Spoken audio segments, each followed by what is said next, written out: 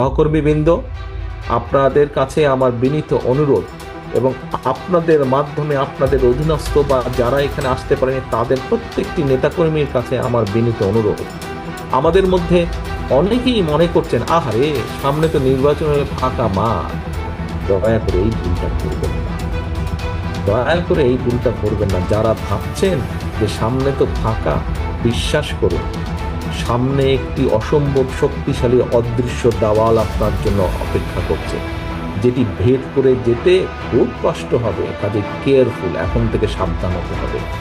31 দফা নিয়ে যান, জনগণকে বোঝান, জনগণের আস্থা অর্জন করুন, জনগণের প্রত্যাশা পূরণের চেষ্টা করুন।